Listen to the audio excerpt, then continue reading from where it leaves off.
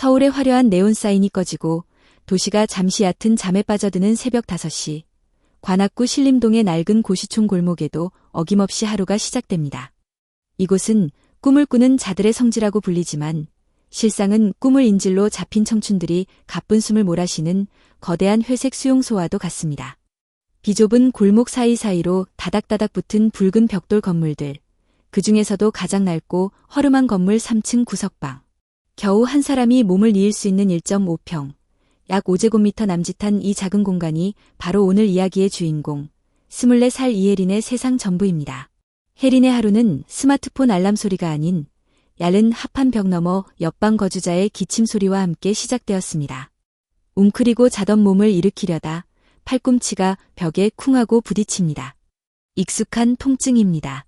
이곳에서는 팔다리를 마음껏 뻗는 것조차 사치였으니까요. 그녀는 뻐근한 목을 돌리며 창문도 없는 방 안의 퀴퀴한 공기를 깊게 들이마셨습니다. 곰팡이 냄새와 오래된 종이 냄새가 뒤섞인 가난과 절박함이 배어있는 이 냄새. 혜린은 이 지독한 현실의 냄새를 맡아야만 비로소 자신이 살아있음을, 그리고 오늘도 또다시 전쟁 같은 하루를 버텨내야 함을 실감하곤 했습니다. 이혜린. 대한민국 최고의 명문이라 불리는 서울대학교 법과대학 4학년. 남들이 들으면 부러움 섞인 탄성을 자아낼 만한 타이틀이지만 그녀에게 이 학벌은 빛나는 훈장이 아니라 어깨를 짓누르는 무거운 멍이었습니다. 화려한 캠퍼스의 낭만은 그녀의 것이 아니었습니다. 동기들이 방학을 맞아 유럽으로 배낭여행을 떠나고 강남의 유명 로스쿨 학원과 스터디 카페를 오가며 스펙을 쌓을 때 혜린의 시간은 철저하게 생존을 위해 쪼개지고 또 쪼개져야 했습니다. 아버지가 건설 현장 추락 사고로 세상을 떠난 지 10년, 홀로 식당 일을 하며 혜린을 뒷바라지하던 어머니마저 지난 겨울 뇌출혈로 쓰러지셨기 때문입니다. 고향인 광주의 의양병원에 누워 계신 어머니. 매달 날아드는 병원비 청구서는 혜린의 숨통을 조여오는 시한폭탄과도 같았습니다. 혜린은 침대 겸 책상 의자로 쓰는 매트리스에서 일어나 좁은 방 한켠에 놓인 미니 냉장고를 열었습니다. 유통기한이 하루 지난 삼각김밥 하나와 반쯤 남은 생수병. 이것이 그녀의 아침 식사였습니다. 차가운 밥알을 씹어 삼키며 그녀는 책상 앞에 붙어있는 낡은 달력을 바라보았습니다. 빨간색 매직으로 크게 동그라미 쳐진 날짜. 바로 오늘. 디데이라는 글자가 혜린의 심장을 격렬하게 두드렸습니다. 오늘은 대한민국 법조계를 쥐락펴락한다는 국내 1위 로펌, 정한 파트너스의 최종 면접일이었기 때문입니다. 정한 파트너스. 법을 공부하는 사람이라면 누구나 한 번쯤 꿈꾸는 선망의 대상이자 권력과 부의 상징인 그곳. 신입 변호사의 초봉이 웬만한 중견기업 임원 연봉을 뛰어넘는다는 꿈의 직장. 하지만 혜린에게 정한은 단순한 직장이 아니었습니다. 그것은 어머니를 살릴 수 있는 유일한 동아줄이었습니다. 어머니의 수술비와 재활치료비를 감당하려면 지금의 아르바이트와 과외만으로는 턱없이 부족했습니다. 편의점 야간 알바 시급 9,860원으로는 어머니의 생명을 연장하는 것조차 버거운 현실이었습니다. 그렇기에 이번 면접은 혜린에게 있어 단순한 취업 관문이 아닌 생과 사를 가르는 전쟁터나 다름없었습니다. 사실 혜린과 같은 배경을 가진 지원자가 정한의 서류 전형을 통과한 것부터가 기적이었습니다. 그녀에게는 유학 경험도, 든든한 집안 배경도, 화려한 인맥도 없었으니까요. 가진 것이라고는 밤을 새워가며 외운 법정과 판례들, 그리고 절박함으로 꾹꾹 눌러 쓴 자기소개서뿐이었습니다. 800대 1의 경쟁률. 그 바늘구멍 같은 확률을 뚫고 그녀는 기어코 최종 5인의 이름을 올렸습니다. 면접관들이 그녀의 무엇을 보았는지는 알 수 없었지만 혜린은 이것이 신이 자신에게 준 마지막 기회라고 믿었습니다. 아니, 그렇게 믿어야만 했습니다. 그렇지 않으면 이 숨막히는 고시원 생활을 더 이상 견뎌낼 재간이 없었으니까요. 식사를 마친 혜린은 공동 세면장으로 향했습니다. 다행히 이른 새벽이라 마주치는 사람은 없었습니다. 거울 속에 비친 자신의 얼굴을 봅니다. 푸석한 피부, 캥한 눈 밑에 내려앉은 다크서클, 영양 부족으로 윤기를 잃은 머릿결. 혜린은 찬물을 얼굴에 끼얹으며 정신을 바짝 차리려 애썼습니다. 할 수 있어. 이혜린, 넌 할 수 있어. 오늘만 잘하면 돼. 오늘만 버티면 우리 엄마, 살릴 수 있어. 거울 속 자신에게 주문을 외우듯 중얼거렸지만 목소리는 미세하게 떨리고 있었습니다. 두려움이었습니다. 만약 떨어진다면? 만약 이 마지막 기회마저 놓친다면? 그 뒤에 찾아올 절망을 감당할 자신이 없었기에 해리는 고개를 세차게 저으며 부정적인 생각들을 털어냈습니다. 방으로 돌아온 그녀는 벽에 걸려있던 옷 커버를 조심스럽게 벗겼습니다. 그 안에는 검은색 정장 한 벌이 걸려 있었습니다. 며칠 전 대학 선배에게 사정사정해서 빌린 면접용 정장이었습니다. 해린의 체구보다 한 치수 커서 어깨가 조금 남았지만 그녀가 가진 옷 중에서는 가장 멀끔하고 비싼 옷이었습니다. 혹시라도 구겨질까봐 밤새 다리미질을 하고 옷걸이에 걸어두었던 그 옷을 해리는 마치 성스러운 갑옷이라도 되는 양 조심스럽게 입었습니다. 헐렁한 재킷 소매를 걷어올리고 어머니가 쓰러지기 전 선물해 주셨던 낡은 구두를 꺼내 닦았습니다. 구두약이 없어 물티슈로 먼지만 털어냈지만 해린의 눈에는 그 어떤 명품 구두보다 빛나 보였습니다. 준비를 마친 해린이 고시원 건물을 나선 시간은 아침 6시 30분. 아직 해가 완전히 뜨지 않은 거리는 어스름했지만 서울의 여름 공기는 벌써부터 끈적하고 무거웠습니다. 기상청 예보로는 오늘 서울의 낮 최고 기온이 39도에 육박하는 기록적인 폭염이 될 것이라고 했습니다. 아스팔트 바닥에서 올라오는 열기가 발바닥을 타고 전해져 왔습니다. 하지만 해리는 더위를 느낄 새도 없이 지하철역을 향해 발걸음을 재촉했습니다. 오전에는 편의점 오전 타임 아르바이트를 해야 했기 때문입니다. 면접 당일조차 쉴 수 없는 가난한 청춘의 비애였습니다. 면접 시간은 오후 2시. 오전 알바가 끝나는 12시에 바로 강남으로 넘어가야 하는 빠듯한 일정이었습니다.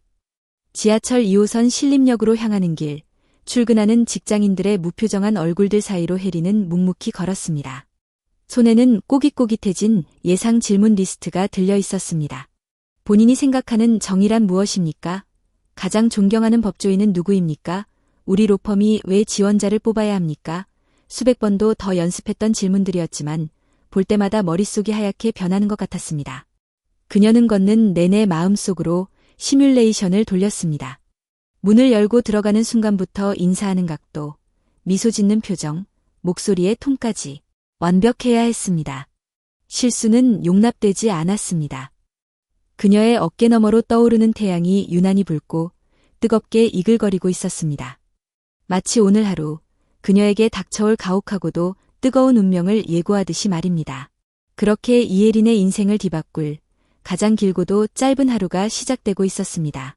오전 11시 55분. 편의점 아르바이트가 끝나는 시간을 알리는 시계 바늘이 정오를 향해 다가가고 있었습니다.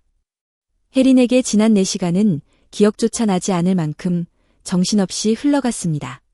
출근길 러시 아오에 몰려든 손님들, 쏟아지는 택배 접수, 그리고 쉴 새 없이 울려대는 계산대 벨 소리. 그녀는 기계처럼 바코드를 찍고 영혼 없는 미소로 어서 오세요. CU입니다. 를 반복했습니다. 머릿속은 온통 오후에 있을 면접 생각으로 가득 차 있었지만 몸은 생계를 위해 본능적으로 움직였습니다.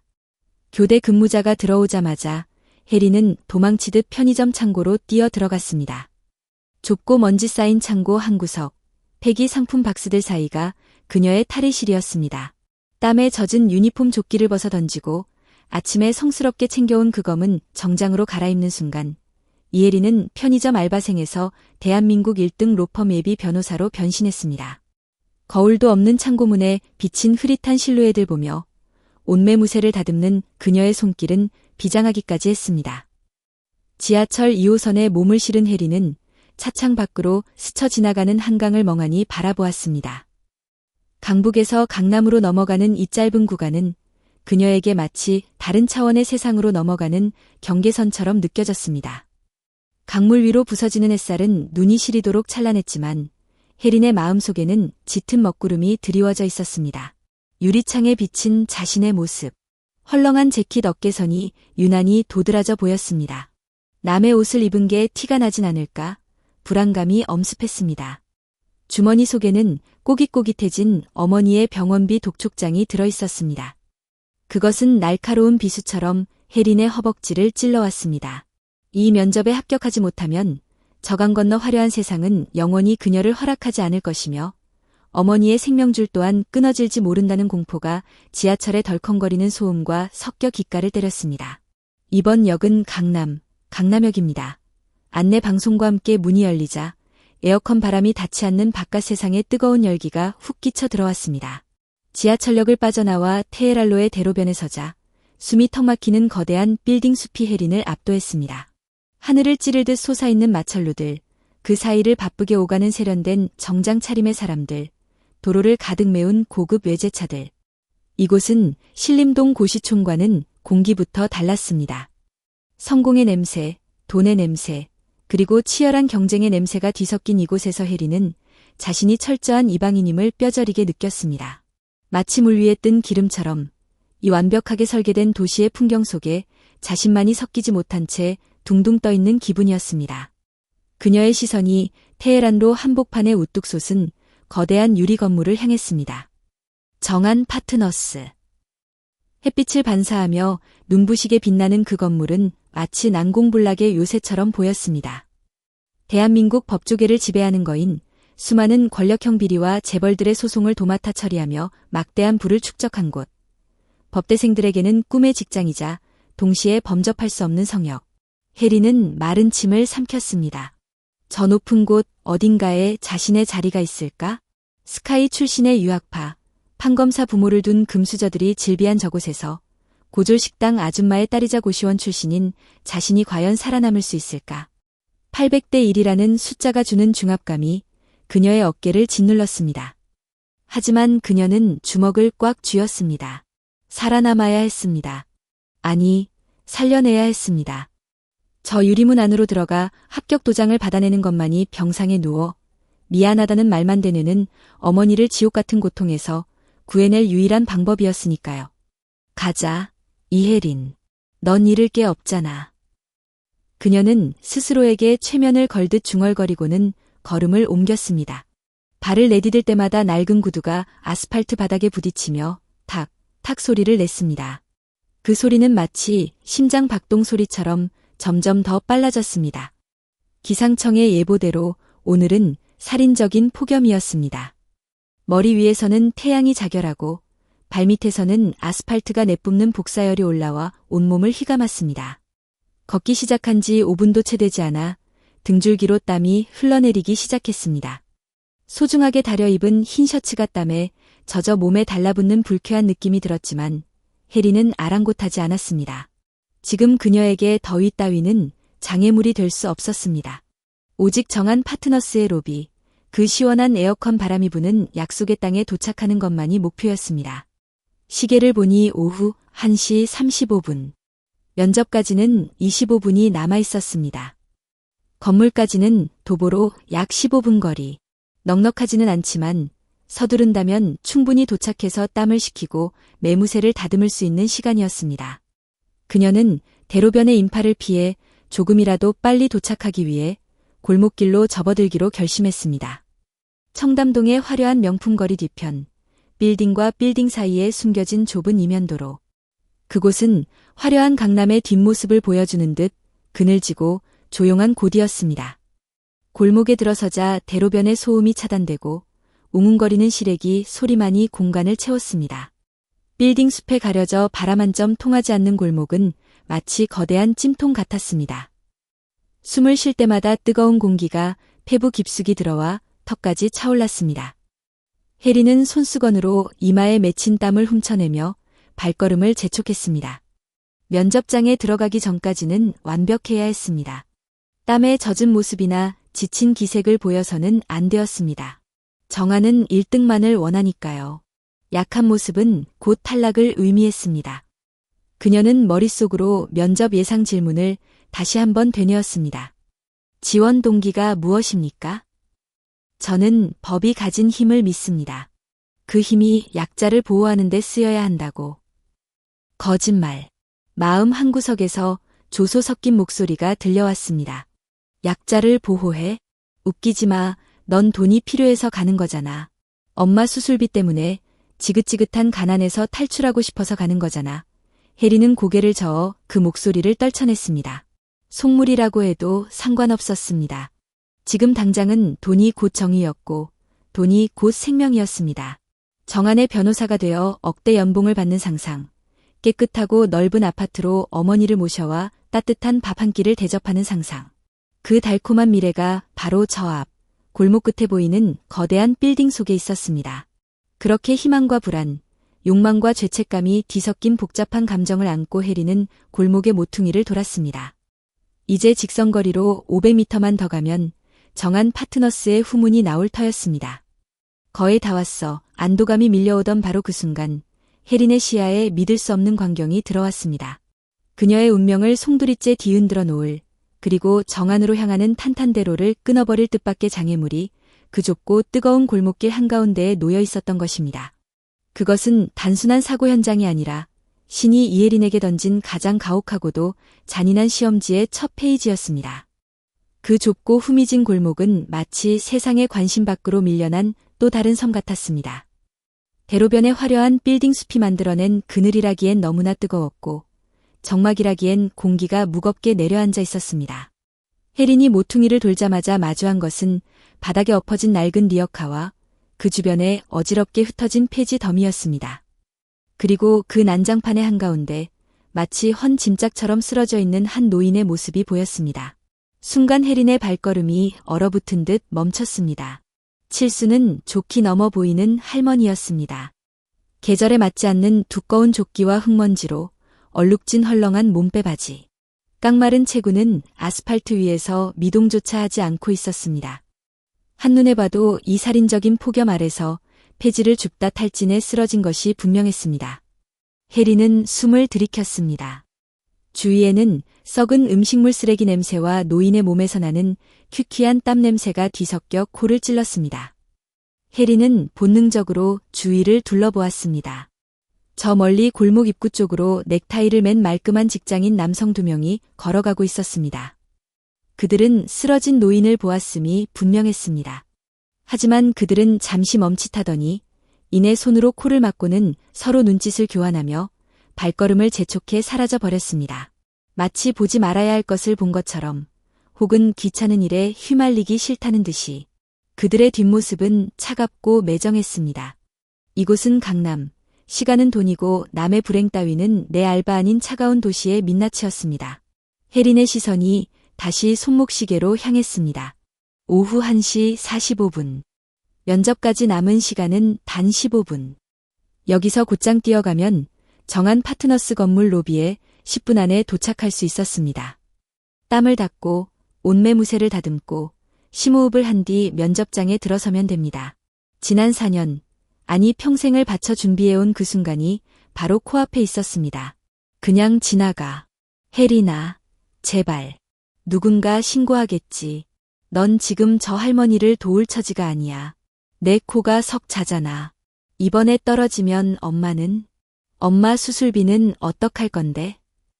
마음속의 악마가 혜린의 귀에 대고 속삭였습니다.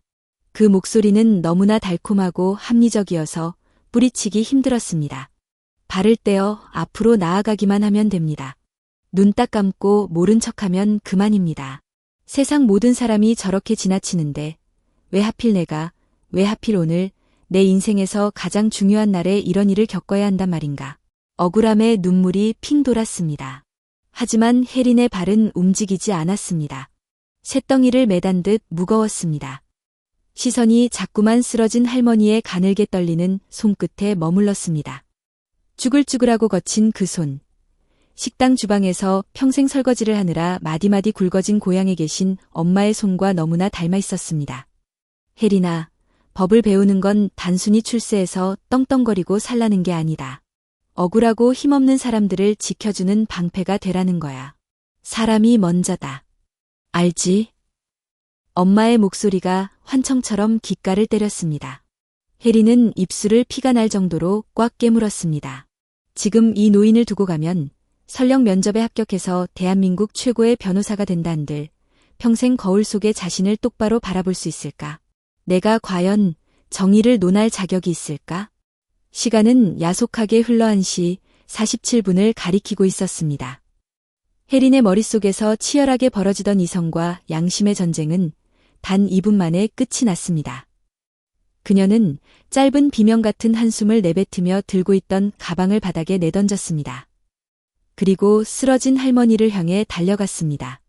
할머니, 할머니, 정신 좀 차려보세요. 제 말 들리세요? 해리는 무릎이 까지는 것도 아랑곳하지 않고 뜨거운 아스팔트 위에 털썩 주저앉았습니다. 가까이서 본 할머니의 상태는 생각보다 훨씬 심각했습니다. 얼굴은 핏기 하나 없이 창백했고 입술은 바짝 말라 비틀어져 있었습니다.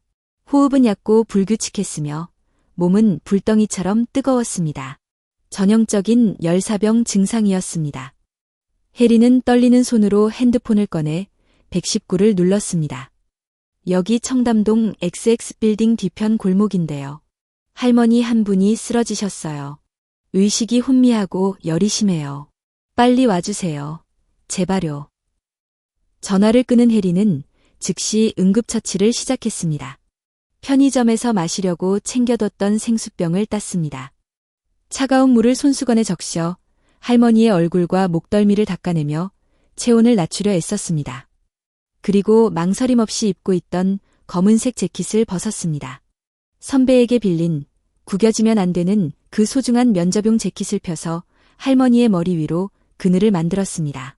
직사광선을 막아야 했습니다.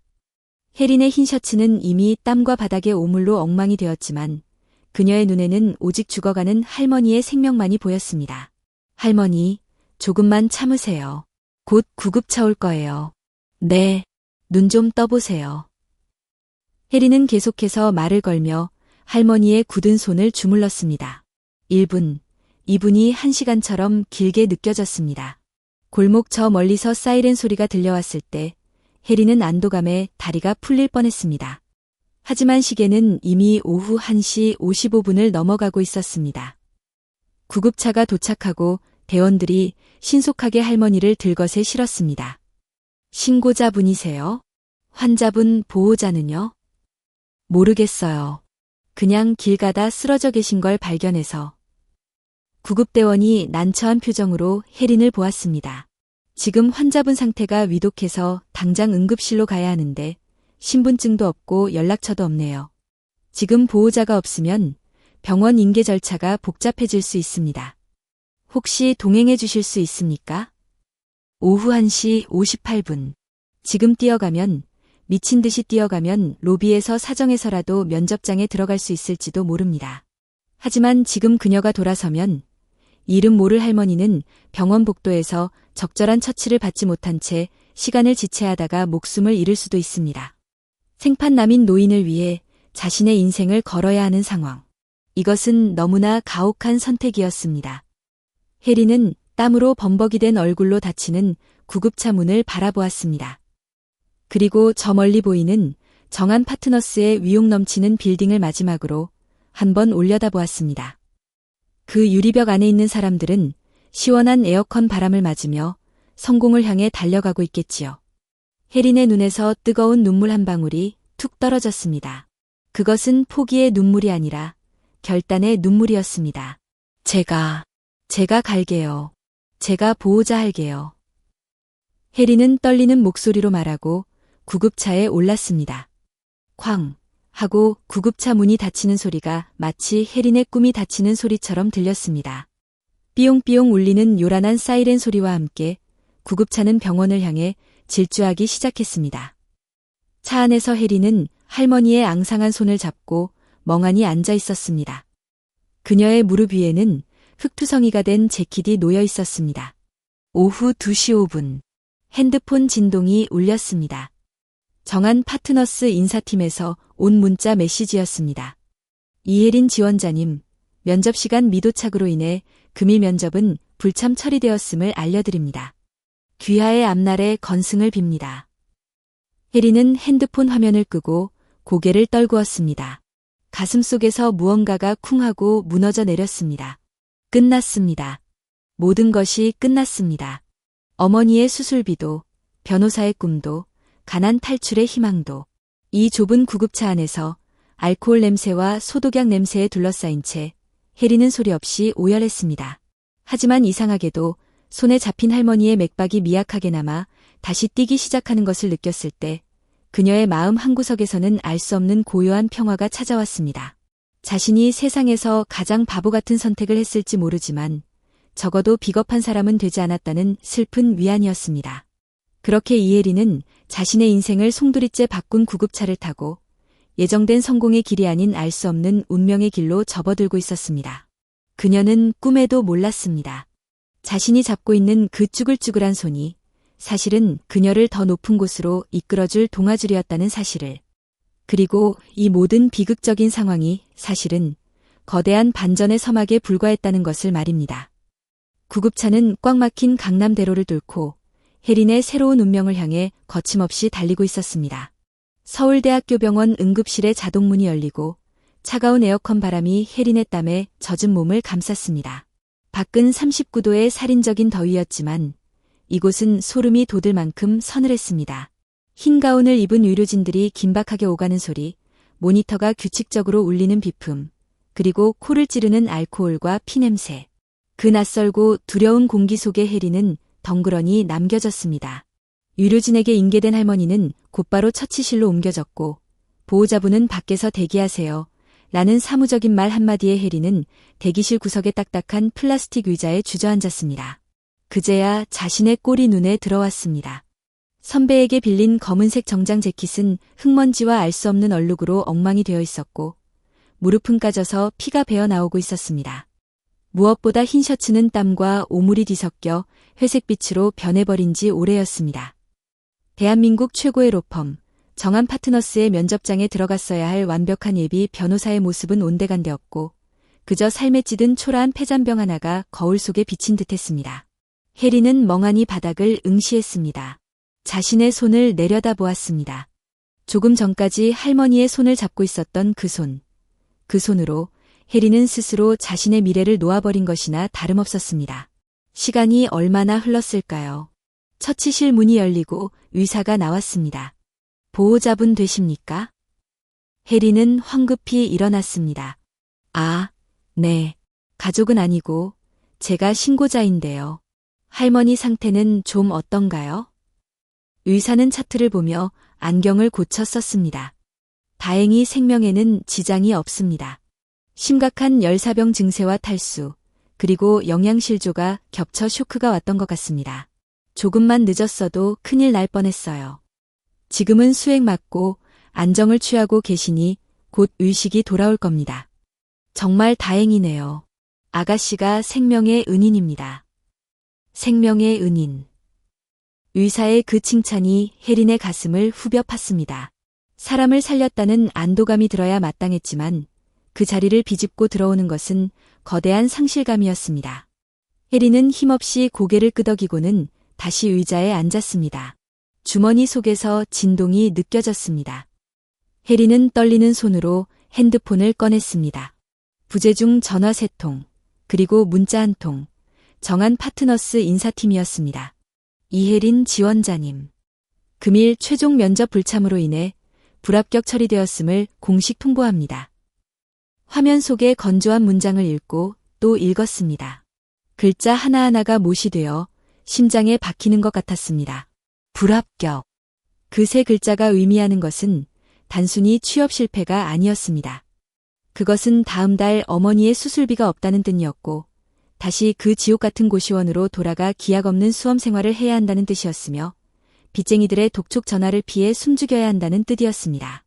혜린은 입술을 깨물어 울음을 삼켰습니다. 잘한 거야. 사람을 살렸잖아. 후회하지 말자 스스로를 다독였지만 흐르는 눈물은 멈추지 않았습니다. 세상은 착한 사람에게 상을 준다고 배웠지만 현실은 착한 선택을 한 대가로 혜린에게서 가장 소중한 기회를 빼앗아 가버렸습니다. 병원을 나선 혜린은 터덜터덜 지하철역으로 향했습니다. 퇴근 시간과 겹친 지하철 아는 사람들로 붐볐습니다. 말끔한 정장을 입은 직장인들 사이에서 흙투성이가 된 옷을 입은 혜린은 마치 초대받지 못한 불청객 같았습니다. 사람들의 시선이 느껴졌습니다. 저 여자는 뭘 했길래 저렇게 더러워 하는 듯한 경멸 어린 눈빛들. 혜린은 고개를 푹 숙이고 구석으로 몸을 숨겼습니다. 창문에 비친 자신의 모습이 너무나 초라해서 견딜 수가 없었습니다. 강남의 화려한 빌딩 숲을 뒤로하고 다시 관악구의 허름한 고시촌으로 돌아가는 길. 그 거리는 불과 몇십 킬로미터였지만 혜린에게는 천국에서 지옥으로 떨어지는 낙차만큼이나 아득하게 느껴졌습니다. 좁은 고시원방에 도착하자마자 혜린은 문을 잠그고 그대로 바닥에 쓰러졌습니다. 눅눅한 곰팡이 냄새가 그녀를 반겼습니다. 하루 종일 긴장했던 몸이 풀리면서 걷잡을 수 없는 피로와 서러움이 밀려왔습니다. 그때 전화벨이 울렸습니다. 엄마. 액정에 뜬 두 글자의 혜린은 숨을 멈췄습니다. 받을까 말까 수십 번을 망설이다 결국 떨리는 손으로 통화 버튼을 눌렀습니다. 여보세요. 혜린이니? 수화기 너머로 들려오는 엄마의 힘없는 하지만 따뜻한 목소리. 혜린은 참았던 울음을 터뜨리고 말았습니다. 엄마, 미안해. 나 면접 못 봤어. 혜린은 어린아이처럼 엉엉 울며 자초지종을 털어놓았습니다. 면접장에 가는 길에 쓰러진 할머니를 봤다고, 그냥 지나칠 수가 없었다고, 그래서 병원에 다녀오느라 늦었다고. 혜린은 엄마가 실망할까봐, 혹은 왜 그렇게 미련한 짓을 했냐고 타박할까 봐 두려웠습니다. 하지만 잠시 침묵하던 엄마의 입에서 나온 말은 전혀 뜻밖이었습니다. 아이고, 우리 딸, 잘했다. 정말 잘했어. 엄마, 나 때문에 엄마 수술도 못 받게 생겼는데 내가 바보 같아서. 아니야.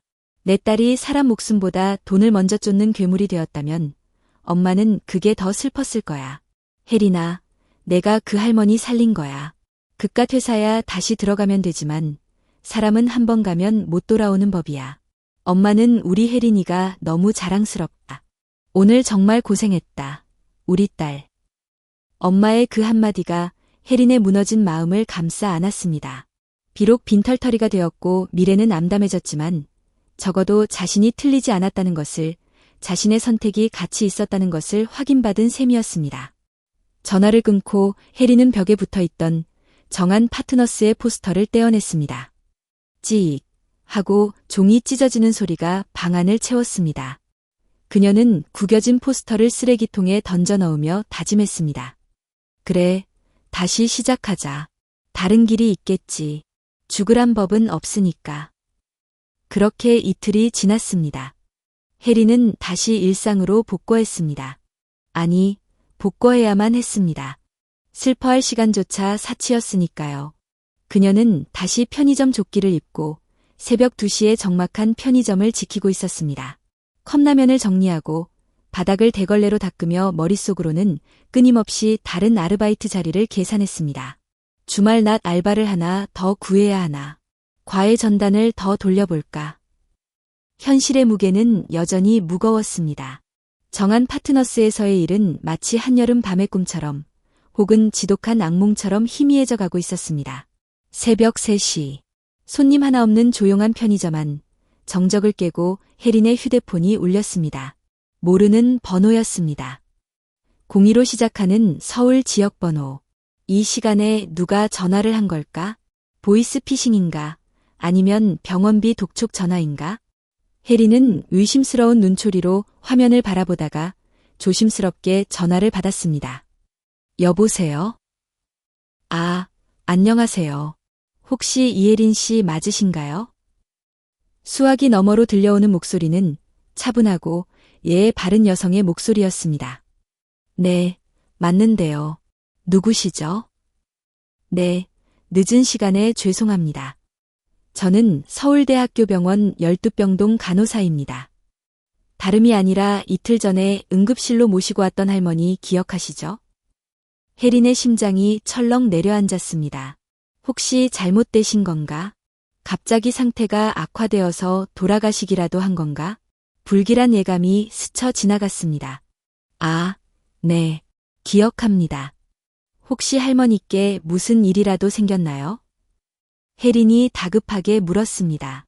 아니요, 다행히 의식을 완전히 회복하셨어요. 건강도 많이 좋아지셨고요. 그런데 간호사가 잠시 말을 뜸들이더니 곤란하다는 듯 하지만 간곡한 목소리로 말을 이었습니다.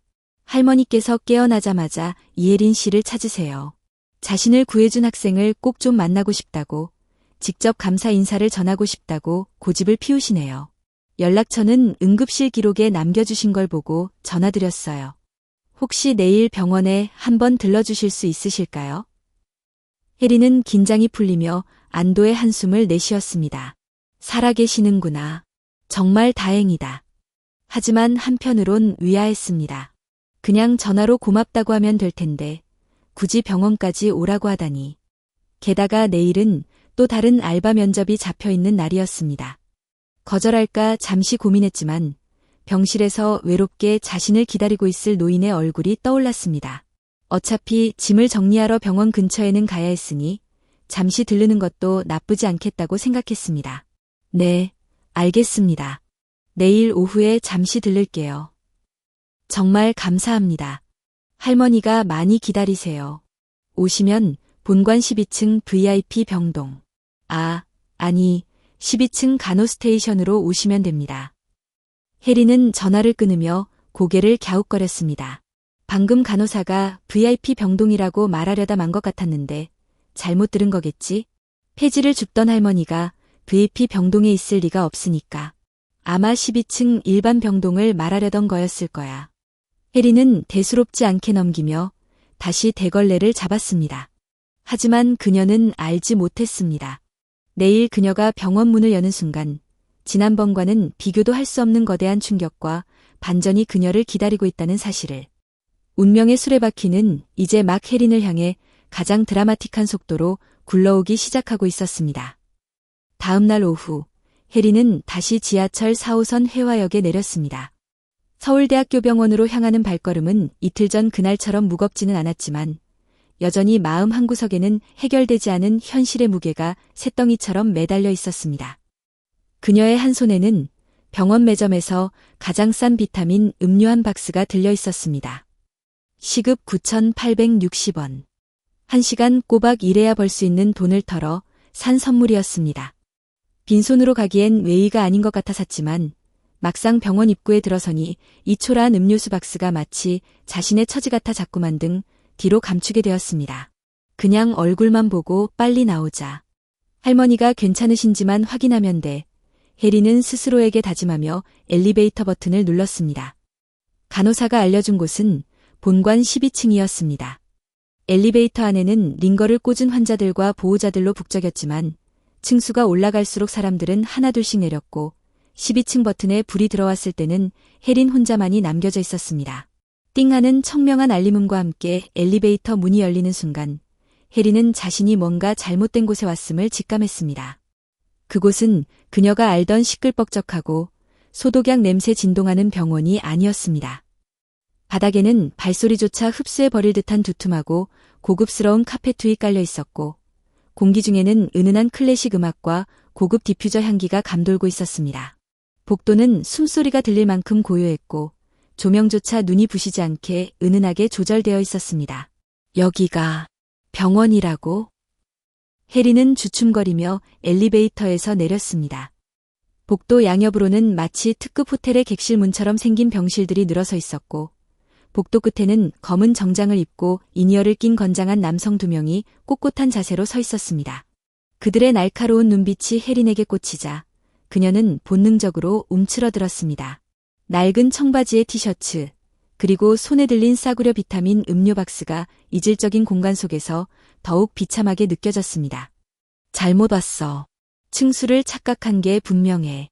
폐지 줍던 할머니가 이런 곳에 있을 리가 없잖아. 혜린이 황급히 다시 엘리베이터 버튼을 누르려던 찰나 간호사 스테이션에 있던 한 여성이 그녀를 알아보고 밝게 웃으며 다가왔습니다. 어머, 이혜린 씨 맞으시죠? 전화드렸던 간호사예요. 기다리고 있었어요. 혜린은 얼떨결에 고개를 끄덕였습니다. 아, 네. 안녕하세요. 그런데 여기가. 할머니께서 목 빠지게 기다리셨어요. 이쪽으로 오세요. 간호사는 혜린의 의문을 들을 새도 없이 앞장서서 걸어갔습니다. 검은 정장의 사내들이 간호사의 눈짓에 길을 비켜주었습니다. 혜린은 마른 침을 삼키며 그들 사이를 지나쳤습니다. 심장이 터질 것처럼 쿵쿵거렸습니다. 도대체 그 할머니는 정체가 뭘까? 혹시 치매에 걸린 부잣집 노인이었나? 온갖 추측이 머릿속을 맴돌았습니다. 간호사가 멈춰선 곳은 복도 가장 안쪽에 있는 가장 큰 병실 앞이었습니다. 비필실. 문패에 적힌 글자가 혜린의 눈을 찔렀습니다. 간호사가 조심스럽게 노크를 하고 문을 열었습니다. 회장님, 손님 오셨습니다. 회장님, 혜린은 자신의 귀를 의심했습니다. 문이 열리자 드러난 병실의 풍경은 혜린의 상상을 초월했습니다. 그것은 병실이라기보다는 웬만한 아파트 거실보다 넓은 호화로운 응접실에 가까웠습니다. 창밖으로는 서울 시내가 한눈에 내려다 보였고 곳곳에는 고급난과 화려한 꽃바구니들이 발 디딜 틈 없이 놓여 있었습니다. 그리고 그 방 한가운데 최고급 전동 침대에 한 노부인이 기대 앉아 있었습니다. 혜린은 숨을 멈췄습니다. 침대에 앉아있는 노인은 분명 이틀 전 그 골목길에서 혜린이 구해준 그 할머니가 맞았습니다. 하지만 분위기는 180도 달랐습니다. 헝클어졌던 은발은 우아하게 빗어 넘겨져 있었고 꼬질꼬질했던 몸빼 바지 대신 윤기가 흐르는 실크 환자복을 입고 있었습니다. 무엇보다 달라진 것은 눈빛이었습니다. 탈진해서 흐릿했던 그 눈동자는 사라지고 그 자리에는 세월의 깊이와 범접할 수 없는 카리스마가 담긴 강렬한 눈빛이 혜린을 꿰뚫어 보고 있었습니다. 노인의 곁에는 한눈에 봐도 빈틈없어 보이는 30대 중반의 남성 비서가 서류철을 든 채 깍듯하게 서 있었습니다. 어서 오게. 내가 얼마나 기다렸는지 아나? 노부인의 목소리는 힘이 있었지만 그 속에는 혜린을 향한 깊은 따스함이 배어 있었습니다. 혜린은 얼어붙은 채 엉거주춤 고개를 숙였습니다. 손에 들린 비타민 음료 박스가 너무나 초라해서 등 뒤로 숨기고 싶었지만 이미 늦은 뒤였습니다. 아, 할머니. 아니, 저기, 몸은 좀 괜찮으신가요? 혜린이 기어들어가는 목소리로 물었습니다. 자네 덕분에 살았네. 자네가 아니었으면 나는 아마 그 뜨거운 아스팔트 위에서 생을 마감했을 거야. 노부인은 손짓으로 옆에 있는 의자를 가리켰습니다. 거기 서 있지 말고 이리 와서 앉게. 김 실장, 손님께 차 좀 내오게. 비서실장으로 보이는 남성이 정중하게 고개를 숙이고 혜린에게 다가와 명함을 건넸습니다. 처음 뵙겠습니다. 저는 정한 그룹 비서실장 김현수라고 합니다. 혜린은 떨리는 손으로 명함을 받았습니다. 정한 그룹. 그네 글자를 보는 순간 혜린의 머릿속이 하얗게 변해버렸습니다. 정한 그룹. 대한민국 재계서열 10위권의 거대 기업이자 혜린이 그토록 가고 싶어 했던 로펌 정한 파트너스의 모기업. 그렇다면 눈앞에 있는 이 할머니는 혜린의 흔들리는 눈동자를 읽은 듯 노부인이 찻잔을 내려놓으며 담담하게 입을 열었습니다. 많이 놀랐지? 내 소개가 늦었구먼. 나는 정한 그룹의 명예회장 최윤이라고 하네. 쿵. 혜린은 머리를 둔기로 얻어맞은 듯한 충격을 느꼈습니다. 다리에 힘이 풀려 주저앉을 뻔했습니다. 최윤의 한국 경제에 살아있는 전설. 맨주먹으로 시작해 거대 그룹을 일궈낸 철의 여인. 뉴스나 신문에서나 보던 그 전설적인 인물이 바로 이틀 전 혜린이 땀을 뻘뻘 흘리며 업고 뛰었던 그 폐지 줍는 할머니라니. 이 말도 안 되는 상황을 뇌가 받아들이지 못해 혜린은 입만 벙긋거렸습니다. 회장님이시라고요? 그럼 그때 그 리어카는 폐지는 도대체... 최윤의 회장은 장난기 어린 하지만 쓸쓸한 미소를 지으며 창밖을 바라보았습니다. 매년 여름이면 내가 하는 연례 행사 같은 거야. 에어컨 빵빵한 사무실에 앉아 보고서만 읽다 보면 세상 돌아가는 걸 잊게 되거든. 진짜 사람들이 어떻게 사는지, 밑바닥의 온도가 얼마나 뜨거운지 몸으로 기억하려고 시작한 일이라네. 그런데 이번엔 내가 나이를 잊고 너무 무리를 했어. 경호원들도 따돌리고 혼자 나섰다가 그만 변을 당할 뻔했지. 회장의 시선이 다시 혜린에게로 돌아왔습니다. 그 눈빛은 이제 단순한 호기심을 넘어선 깊은 존경심마저 담고 있었습니다. 그 골목을 지나간 사람이 자네뿐만이 아니었어. 내 직원들, 협력사 임원들, 심지어 내 얼굴을 아는 사람들도 있었지. 하지만 다들 모른 척 지나갔어. 냄새나는 노인네가 쓰러져 있으니 귀찮았겠지. 그런데 자네는 달랐어. 최 회장은 혜린의 눈을 똑바로 응시했습니다. 김 실장에게 보고받았네.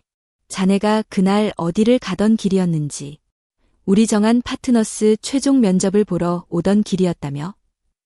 혜린의 심장이 철렁 내려앉았습니다. 자신의 가장 아픈 상처가 드러나는 순간이었습니다.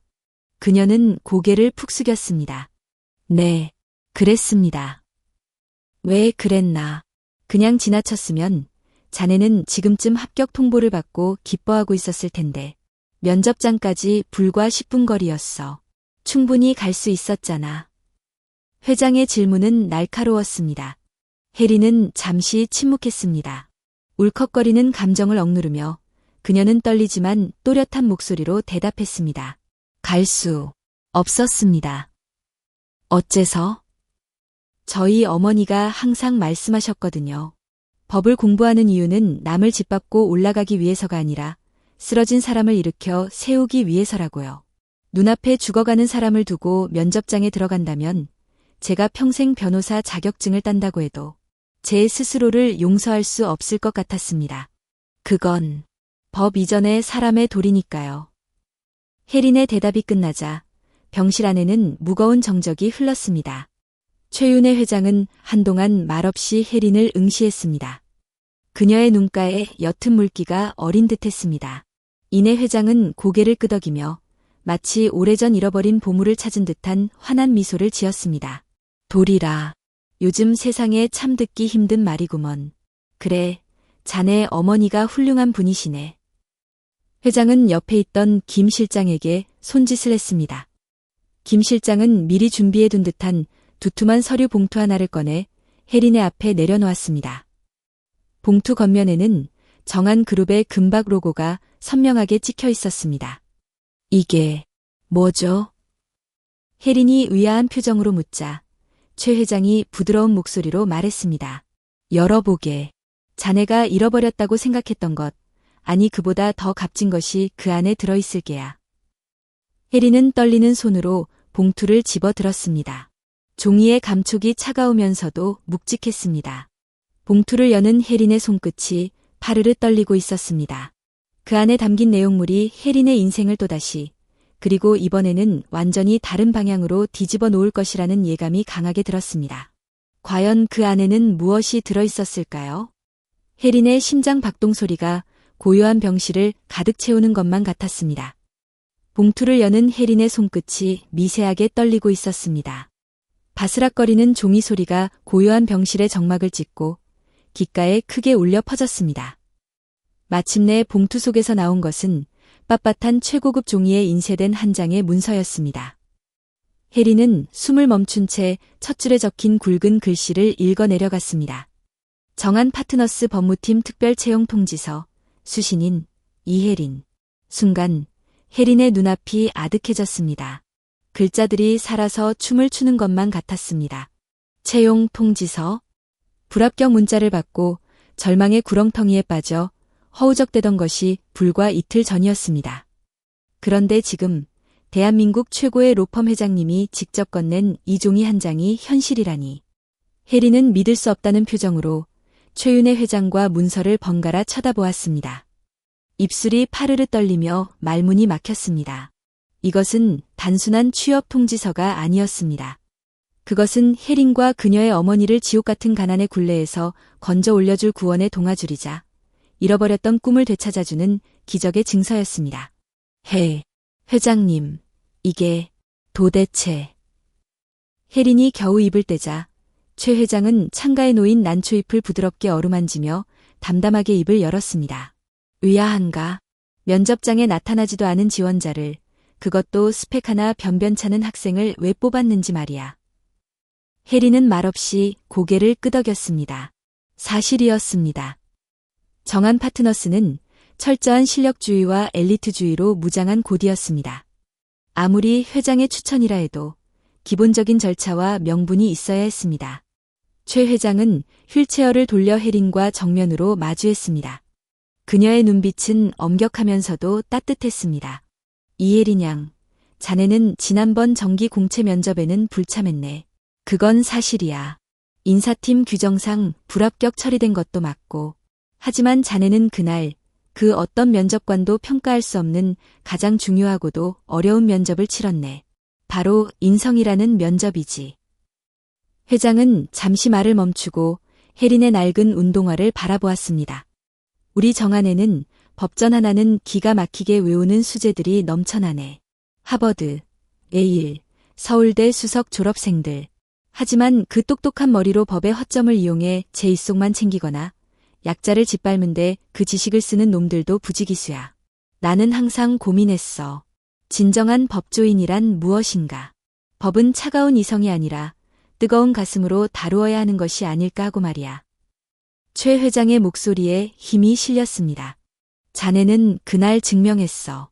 자신의 미래가 걸린 절체절명의 순간에 자신보다 더 약한 존재를 위해 기꺼이 손해를 감수할 줄 아는 용기를 보여줬지. 그건 억만금을 줘도 가르칠 수 없는 자질이야.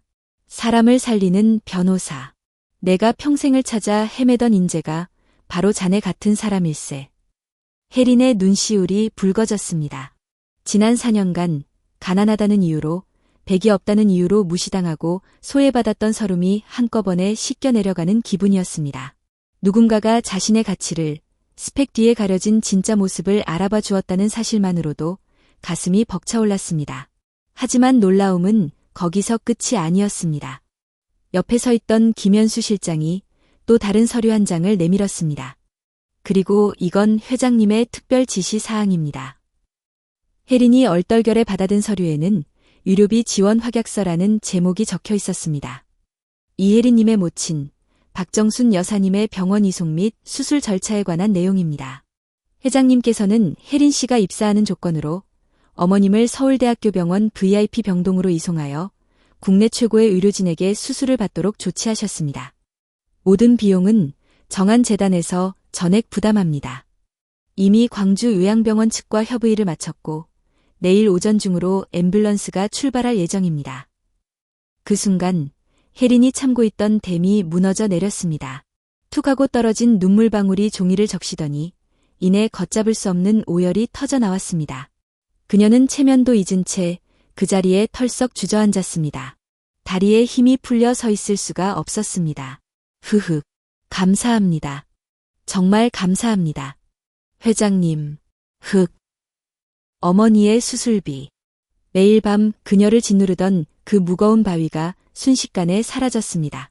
돈이 없어서 수술을 미루고 진통제로 하루하루를 버티던 어머니. 죄송하다는 말밖에 할 수 없었던 무능한 딸. 그런데 이제 어머니를 살릴 수 있다는 확신이 들자 혜린은 어린아이처럼 엉엉 소리내어 울 수밖에 없었습니다. 그것은 단순한 감사의 눈물이 아니라 지난 고통의 시간들에 대한 작별 인사였습니다.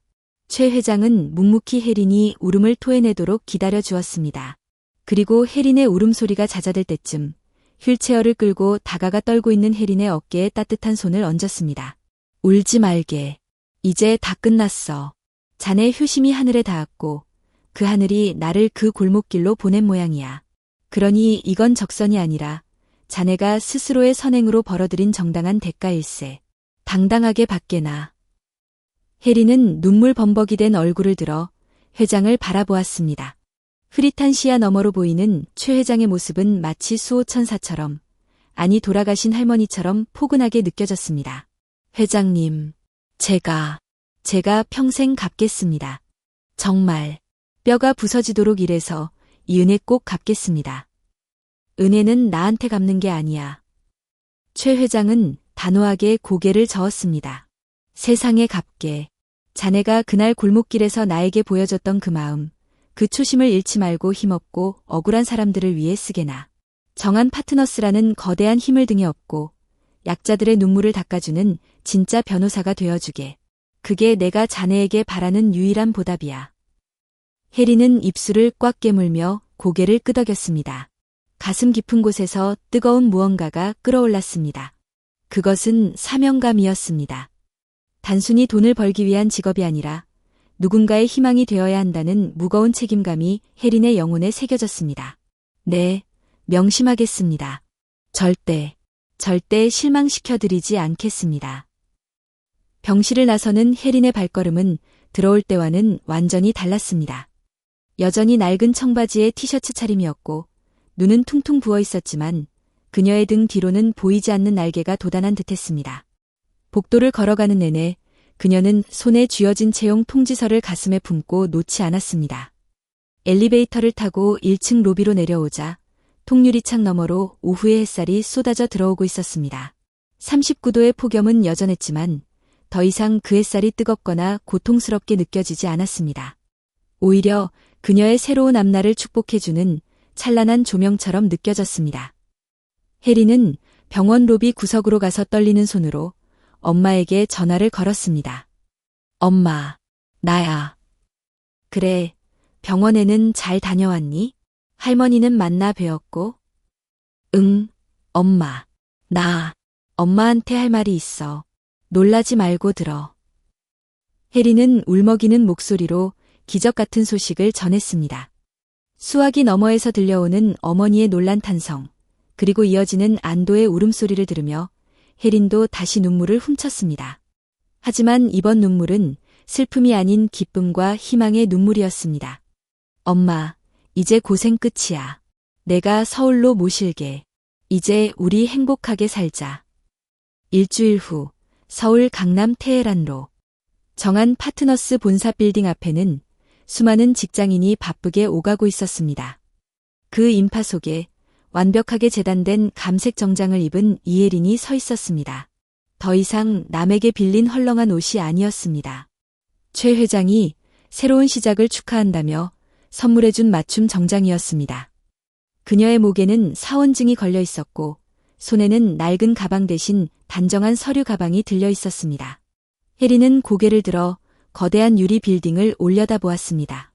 불과 며칠 전만 해도 자신을 거부하는 철옹성처럼 보였던 그곳이 이제는 그녀가 일해야 할 터전이 되어 위풍당당하게 서 있었습니다. 빌딩 유리에 비친 자신의 모습은 더 이상 초라한 고시생이 아니었습니다. 당당하고 자신감 넘치는 변호사 이혜린이 그곳에 있었습니다. 가자, 이혜린. 그녀는 짧게 심호흡을 하고 회전문을 향해 힘차게 발을 내디뎠습니다. 또각, 또각. 구두 굽소리가 경쾌하게 로비에 울려 퍼졌습니다.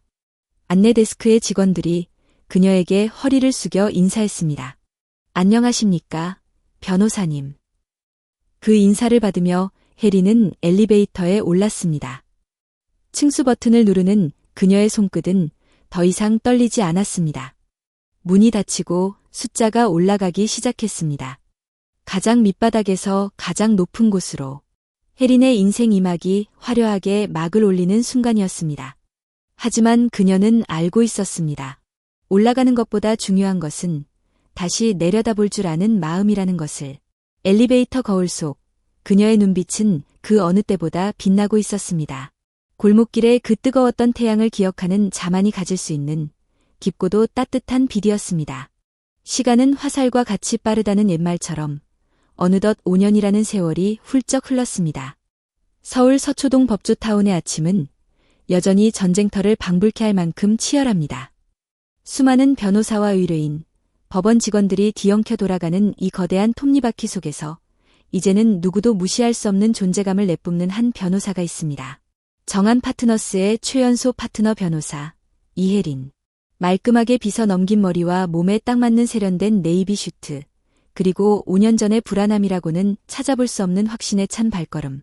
그녀가 서울중앙지방법원 로비에 들어서자 지나가던 후배 변호사들이 깍듯하게 허리를 숙여 인사합니다. 하지만 혜린의 손에 들린 것은 명품 가방이 아닌 낡은 서류 가방과 편의점 커피 한 잔입니다. 겉모습은 화려하게 변했을지 몰라도 그녀의 내면을 채우고 있는 본질은 5년 전 그 뜨거웠던 여름날 땀을 뻘뻘 흘리며 골목길을 달리던 그 청춘의 열정과 조금도 다르지 않기 때문입니다. 혜린은 현재 정한 파트너스 내에서도 가장 독보적인 위치를 차지하고 있습니다. 대형 로펌 소속 변호사들이 을에 맡기거리는 무료법률 구조사업과 사회적 약자를 위한 공익소송을 전담하고 있기 때문입니다. 돈이 되지 않는 사건에만 매달린다고 수근거리는 사람들도 있었지만 혜린이 승소율 90%라는 경이로운 기록을 세우며 억울한 사람들의 누명을 벗겨주고 거대 기업의 행포로부터 힘없는 노동자들을 지켜내는 모습을 보며 이제는 업계의 그 누구도 그녀의 행보에 토를 달지 못합니다. 법은 강자의 칼이 아니라 약자의 방패여야 한다. 최윤혜 회장과 맺었던 그 무언의 약속을 혜리는 지난 5년간 하루도 잊지 않고 치열하게 지켜왔습니다. 매일 밤 야근을 밥 먹듯이 하고 주말도 반납한 채 사건 기록에 파묻혀 지냈지만 혜리는 단 한 번도 힘들다고 투정 부린 적이 없었습니다. 자신에게 주어진 이 기적 같은 기회가 얼마나 무겁고 소중한 것인지 뼈저리게 알고 있었기 때문입니다. 법원을 나선 혜리는 대기하고 있던 검은색 세단에 올랐습니다. 기사가 문을 열어주며 정중하게 묻습니다. 변호사님, 댁으로 모실까요? 혜리는 창밖으로 스쳐가는 한강의 야경을 바라보며 미소 지었습니다. 네, 엄마가 김치찌개 끓여놓고 기다리신대요. 빨리 가고 싶네요. 5년 전만 해도 상상조차 할 수 없었던 평범하고도 따뜻한 저녁 풍경. 이제 혜리는 더 이상 곰팡이 핀 지하 단칸방이나 좁디 좁은 고시원을 전전하지 않습니다. 한강이 내려다 보이는 쾌적하고 넓은 아파트. 그곳에는 건강을 완전히 회복하신 어머니 박정순 여사가 혜린을 기다리고 있습니다. 최윤혜 회장의 전폭적인 지원 덕분에 어머니는 서울대학교 병원에서 성공적으로 수술을 마쳤고 긴 재활치료 끝에 이제는 혼자서 산책을 다녀오실 수 있을 만큼 건강해지셨습니다. 퇴근한 딸을 맞아주며 우리 강아지 왔어? 라고 엉덩이를 두드려주는 어머니의 투박한 손길. 그 소소한 행복을 느낄 때마다 혜리는 가슴 한구석이 찌릿해져 옴을 느낍니다. 만약 그때 그 골목길에서 다른 선택을 했더라면 지금의 이 행복은 절대 존재하지 않았을 신기루였을 테니까요. 주말이 되자 혜리는 특별한 일정을 위해 정장을 갖춰 입었습니다. 오늘은 윤희희망재단의 장학금 수여식이 있는 날입니다. 최윤혜 회장의 이름을 따서 혜린이 주도적으로 설립한 이 재단은 5년 전에 자신처럼 가정 형편이 어려워 꿈을 포기할 위기에 처한 법학도들을 지원하는 단체입니다. 행사장에는 수많은 기자와 정재계 인사들이 모여 있었습니다. 단상에 오른 혜리는 마이크 앞에 서서 잠시 눈을 감았습니다. 떨리는 마음을 진정시키고 눈을 뜨자 맨 앞줄 휠체어에 앉아 흐뭇한 미소로 자신을 바라보는 백발의 노신사 최윤혜 명예회장의 모습이 들어왔습니다. 세월의 흐름 탓에 주름은 더 깊어졌지만 혜린을 향한 그 따뜻한 눈빛만은 여전했습니다. 여러분, 저는 5년 전만 해도 당장 내일의 끼니를 걱정해야 했던 가난한 고시생이었습니다. 혜린의 담담한 고백으로 시작된 축사는 장례를 숙연하게 만들었습니다. 스펙도 배경도 없던 제가 이 자리에 설 수 있었던 건 저의 능력이 뛰어나서가 아니었습니다. 단지 사람으로서 마땅히 해야 할 일을 했을 때 세상이 그 진심을 외면하지 않고 손을 잡아주었기 때문입니다. 저는 오늘 이 장학금이 여러분에게 단순히 돈으로 기억되지 않기를 바랍니다. 이것은 세상은 아직 살만하다는 믿음의 씨앗이며 여러분이 훗날 또 다른 누군가에게 건네주어야 할 친절의 바통입니다. 혜린의 연설이 끝나자 우레와 같은 박수가 쏟아졌습니다. 장학생으로 선발된 학생들의 눈시울이 붉어져 있었고 최윤혜 회장은 조용히 눈가를 훔치며 고개를 끄덕였습니다. 자신이 뿌린 작은 씨앗이 거대한 나무가 되어 숲을 이루어가는 과정을 지켜보는 정원사의 마음이 그러했을까요? 최 회장에게 혜린은 단순한 직원이 아닌 자신의 철학과 영혼을 이어받은 진정한 후계자나 다름없었습니다. 행사가 끝나고 모두가 돌아간 텅 빈 행사장. 혜린은 최 회장의 휠체어를 밀며 로비로 나왔습니다. 5년 전 병원 복도에서 처음 마주했을 때처럼 두 사람 사이에는 묘한 유대감이 흘렀습니다. 혜린아, 최 회장이 나직이 불렀습니다. 네, 회장님. 혜린이 무릎을 굽혀 회장과 눈높이를 맞췄습니다. 고맙다. 내가 사람을 잘못 보지 않았어. 너는 내가 이룬 그 어떤 성취보다 더 빛나는 나의 자랑이다. 혜린은 회장의 주름진 손을 꼭 잡았습니다. 아니에요, 회장님. 저를 다시 태어나게 해주신 건 회장님이세요. 그날 그 골목길에 계셔주셔서 제가 올바른 선택을 할 수 있게 기회를 주셔서 감사합니다. 두 사람은 서로를 바라보며 말없이 미소 지었습니다. 그것은 피를 나눈 가족보다 더 진한 영혼을 나눈 사람들만이 공유할 수 있는 깊은 신뢰와 사랑의 미소였습니다. 혜린은 그날 밤 집으로 돌아와 책상 서랍 깊숙한 곳에 보관해 두었던 물건 하나를 꺼냈습니다. 5년 전 땀과 흙먼지로 얼룩졌던 바로 그 흰색 셔츠였습니다. 세탁을 했지만 지워지지 않는 희미한 얼룩들이 남아있는 그 옷. 혜린은 그 셔츠를 볼 때마다 초심을 다잡곤 했습니다. 가장 절박했던 순간, 자신의 미래보다 타인의 생명을 먼저 생각했던 그날의 용기. 그것이 지금의 자신을 만들었다는 사실을 잊지 않기 위해서였습니다. 이혜린 변호사의 이야기는 우리에게 묵직한 질문을 던집니다. 과연 우리는 눈앞의 이익과 성공을 위해 무엇을 희생하고 있는가? 그리고 결정적인 순간에 양심의 소리에 귀 기울일 용기가 있는가? 혜린의 삶은 인과응보라는 말이 단순히 옛날 이야기에나 나오는 교훈이 아니라 여전히 우리 삶을 관통하는 진리임을 증명해 보였습니다. 선한 마음으로 심은 씨앗은 언젠가 반드시 가장 아름다운 열매로 되돌아온다는 것을 말입니다. 지금도 서울의 어느 골목길에서 혹은 차가운 빌딩 숲에서 힘겨운 하루를 버텨내고 있을 수많은 청춘들에게, 그리고 팍팍한 현실 속에서 점차 따뜻한 마음을 잃어가고 있는 우리 모두에게 이혜린과 최윤혜 회장의 이야기가 작은 위로와 희망이 되었기를 바랍니다. 세상은 차갑고 냉정해 보이지만 그 이면에는 여전히 진심을 알아봐주는 따뜻한 눈들이 지켜보고 있습니다. 당신이 베푼 작은 친절이 나비 효과가 되어 언젠가 당신의 인생을 송두리째 바꿔놓을 기적의 바람으로 불어올지도 모릅니다. 그러니 부디 당신 안에 있는 그 선한 빛을 잃지 마세요. 오늘 준비한 이야기는 여기까지입니다. 여러분의 가슴 속에 작은 울림이 남았기를 바라며 저는 다음 시간에 더 따뜻하고 감동적인 이야기로 찾아오겠습니다. 감사합니다. 계절은 돌고 돌아 다시 여름이 찾아왔습니다. 서울의 빌딩 숲 사이로 맹렬한 매미 소리가 쏟아지는 7월의 어느 오후, 이혜린 변호사는 바쁜 일정을 잠시 뒤로하고 익숙한 골목길 앞에 섰습니다. 5년 전 자신의 인생을 송두리째 뒤바꾸어 놓았던 바로 그 청담동의 뒷골목입니다.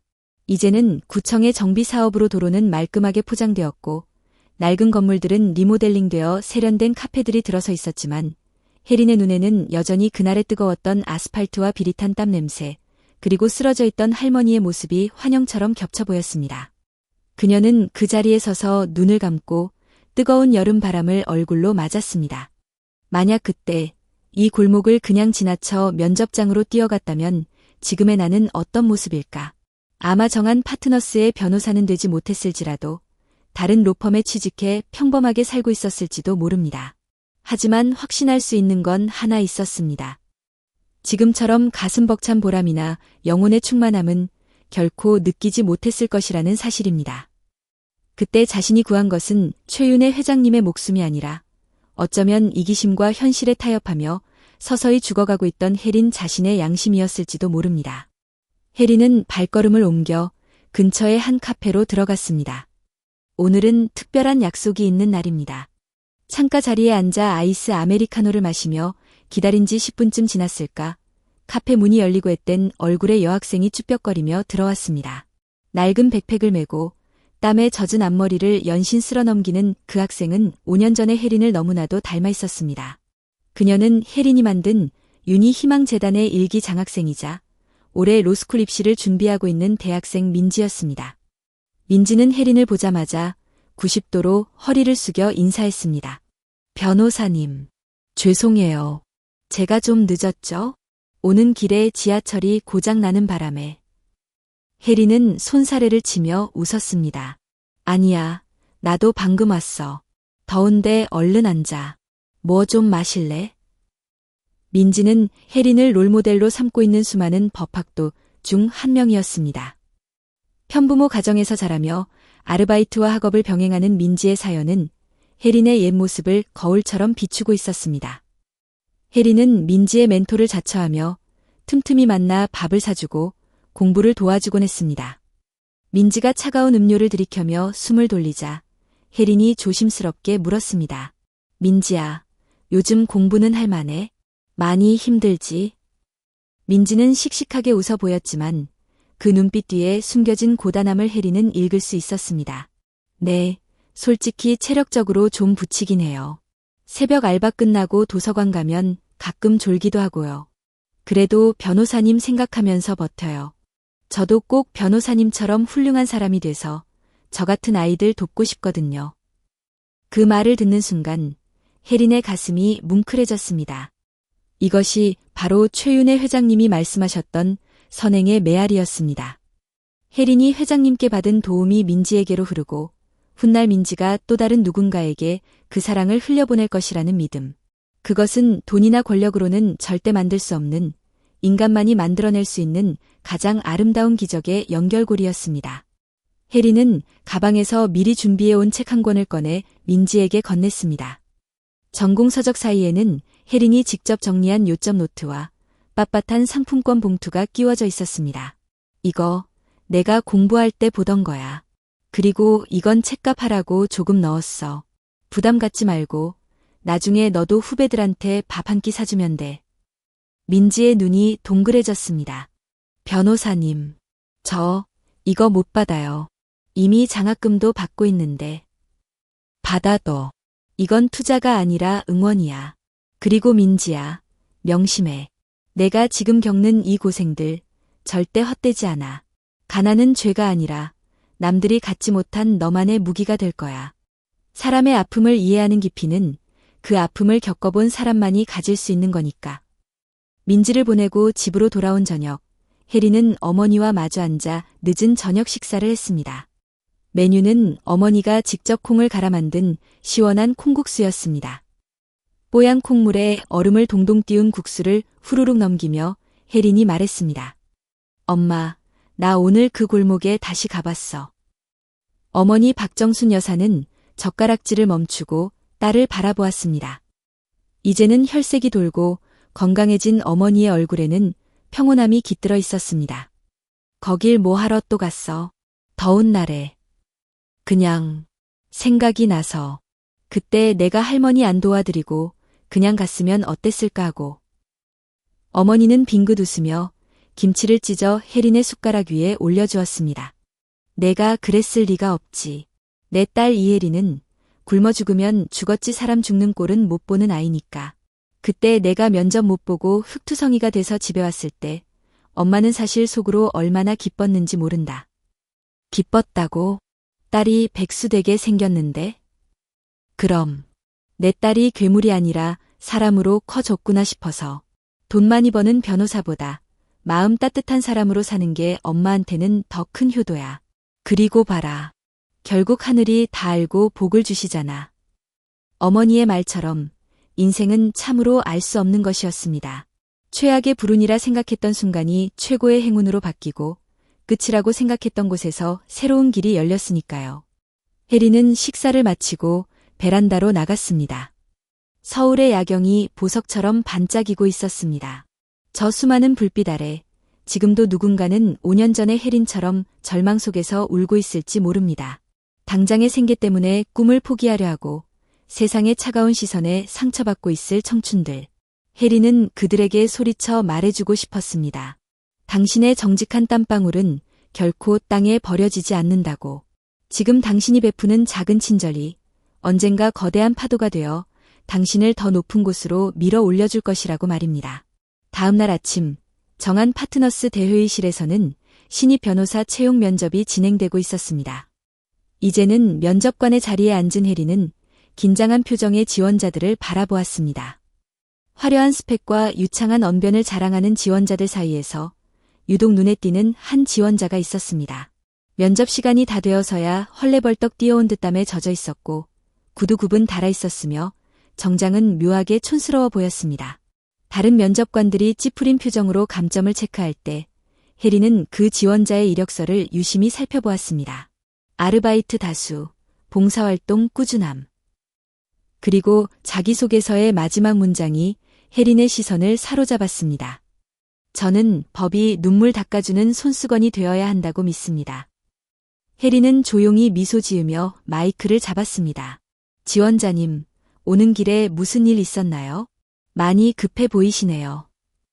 지원자는 당황하며 얼굴을 붉혔습니다. 아, 네, 죄송합니다. 오다가 지하철역 계단에서 짐을 쏟으신 할머니를 도와드리느라 시간을 지체했습니다. 변명의 여지가 없습니다. 다른 면접관들은 혀를 찼지만 혜린의 눈은 빛났습니다. 그녀는 5년 전 최윤혜 회장님이 자신을 바라보던 그 따뜻한 눈빛으로 그 청년을 바라보았습니다. 역사는 반복되고 선의는 돌고 돈다는 것을 그녀는 확신했습니다. 혜린은 펜을 들어 그 지원자의 이름 옆에 큰 동그라미를 쳤습니다. 그리고 마음속으로 중얼거렸습니다. 합격입니다. 당신의 그 마음이 합격입니다. 이야기를 마치며 여러분께 묻고 싶습니다. 여러분의 인생에도 놓칠 뻔했던 혹은 놓쳐버린 골목길의 순간이 있었나요? 눈앞의 이익과 양심 사이에서 갈등했던 순간들 말입니다. 이혜린 변호사의 이야기는 우리에게 말해줍니다. 진정한 성공이란 얼마나 높이 올라가느냐가 아니라 올라가는 길에 얼마나 많은 사람의 손을 잡아주었느냐에 달려있다는 것을요. 세상은 여전히 불공평해 보이고 착한 사람은 손해만 보는 것 같지만 보이지 않는 곳에서 인과응보의 법칙은 지금도 작동하고 있습니다. 여러분이 오늘 무심코 베푼 작은 친절이 내일 누군가의 인생을 구하고 훗날 여러분 자신을 구원할 기적의 씨앗이 될 수 있음을 잊지 마시기 바랍니다.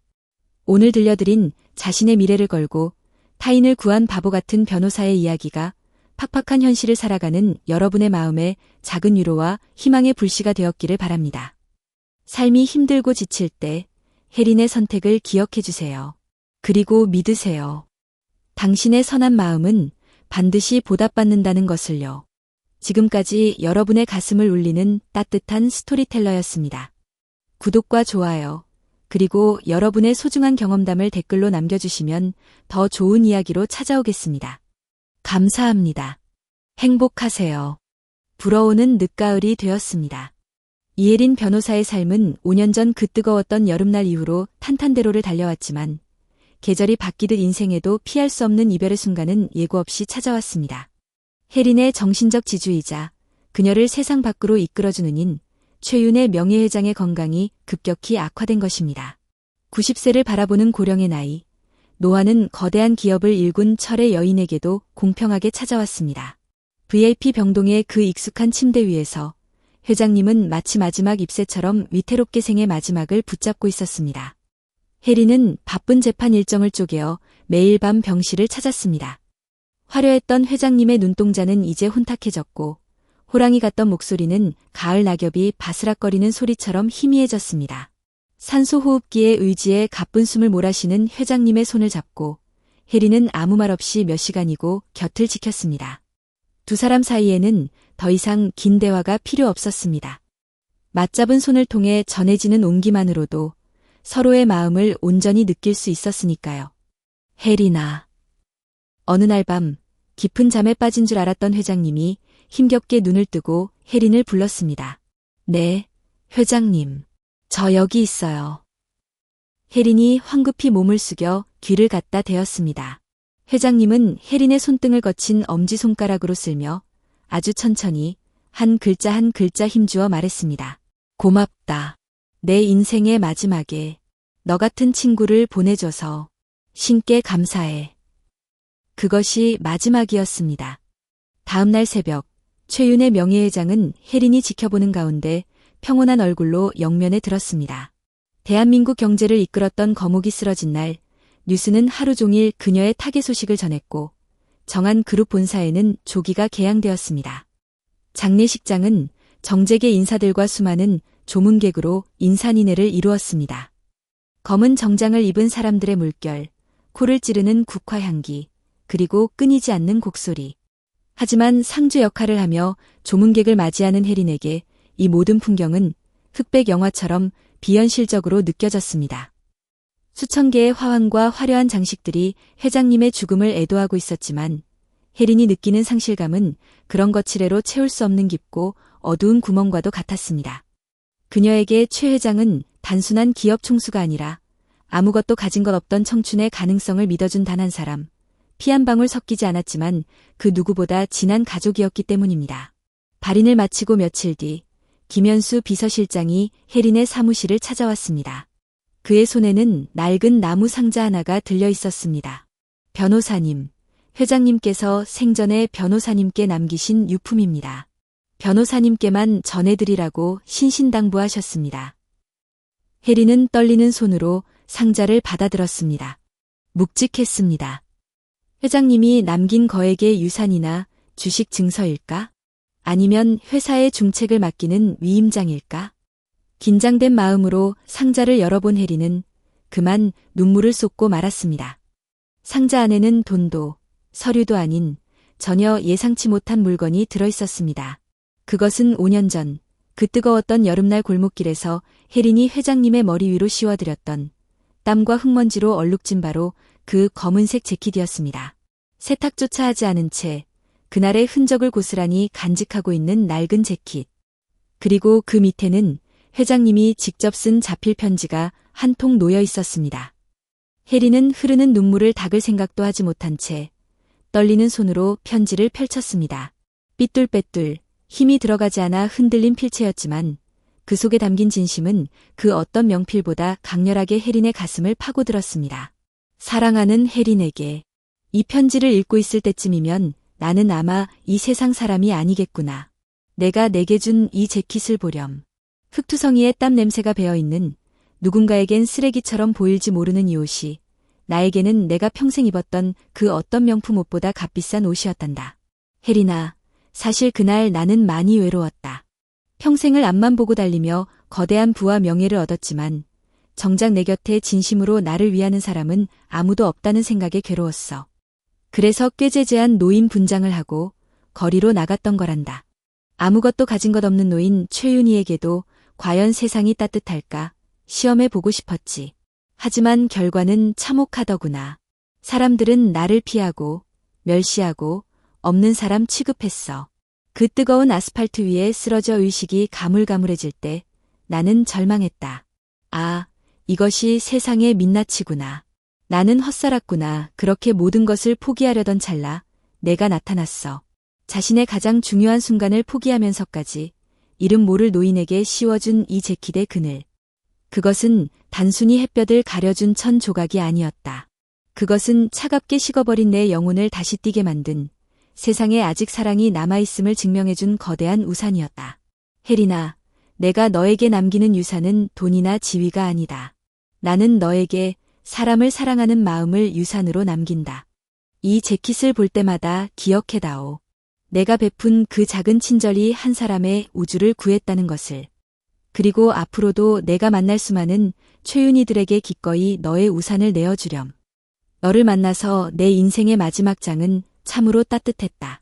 고맙다. 나의 딸, 나의 친구, 나의 자랑스러운 변호사 이혜린. 편지를 다 읽은 혜린은 책상에 엎드려 오열했습니다. 소리내어 울고 또 울었습니다.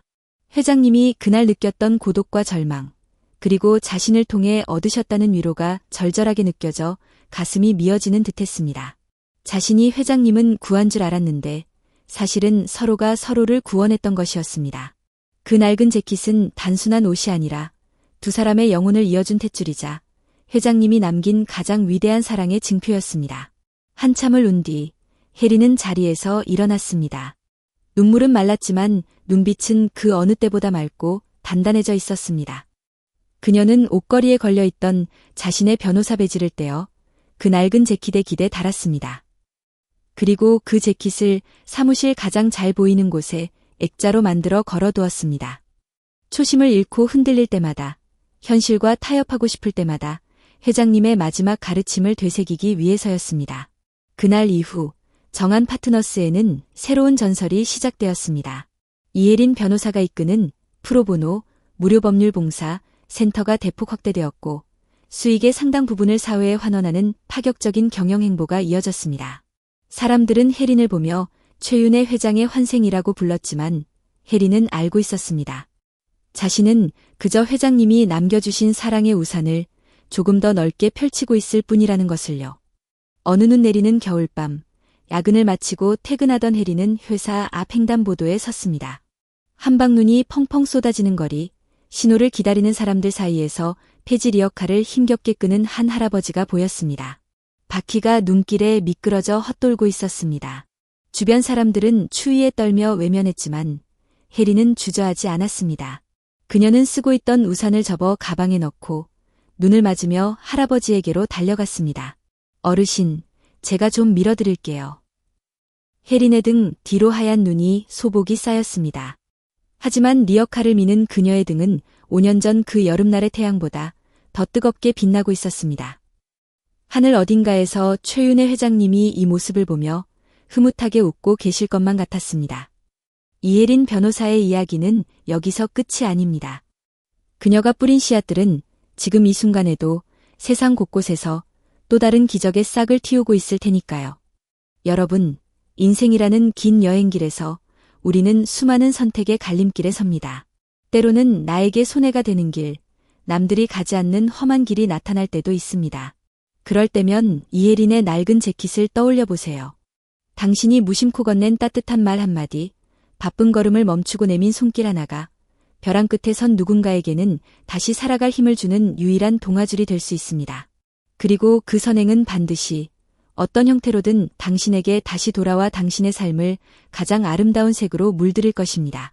세상은 여전히 차갑고 냉정하지만 바로 당신 같은 사람들이 있기에 아직 살만한 곳이라고 믿습니다.